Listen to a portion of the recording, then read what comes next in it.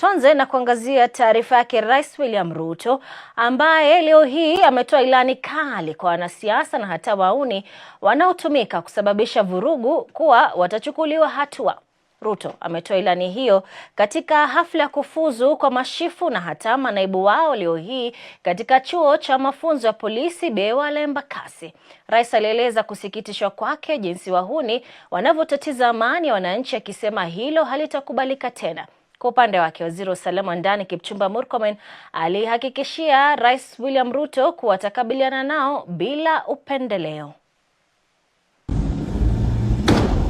Siku moja tu baada ya vurugu kushuhudiwa katika eneo la Kariobangi kaskazini nje ya kanisa la PCEA, serikali imewaonya wanasiasa wanaotumia vijana kusababisha ghasia, ikisema kwamba itawachukulia hatua kali. Akizungumza katika hafla ya kufuzu kwa machifu na manaibu wao leo hii katika chuo cha mafunzo ya polisi Bewa la Embakasi, Rais William Ruto alimwagiza Inspekta Jenerali wa polisi Douglas Kanja kuwachukulia hatua kali wanasiasa hao. Wale ambao wanatumia vijana kama wahuni, watu ambao wanatumika kulete fujo, kupiganisha wananchi, kulete maafa, hawa ni watu ambao hatuwezi kukubali, na nishamueleza Inspector General wetu wa polisi kwamba watu hawa wote lazima wachukuliwe hatua kali za kisheria, ndio tukomeshe uhuni na mambo ambayo yanaharibu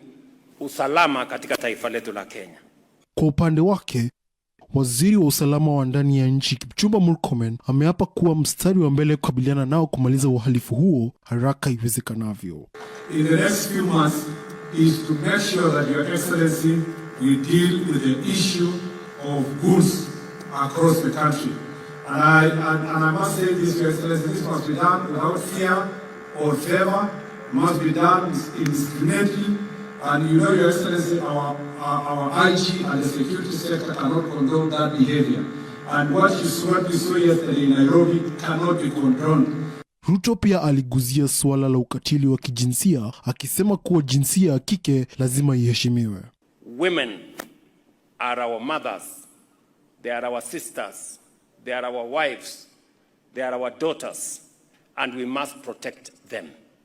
Awali, Rais alifungua majumba yaliyojengewa maafisa wa polisi chini ya mpango wa nyumba za bei nafuu katika bewa hilo la Embakasi, hatua inayotarajiwa kuwapa maafisa wa polisi makao yenye hadhi. Nikiripotia Dira ya Hope TV, jina langu ni Jacob Ochiro.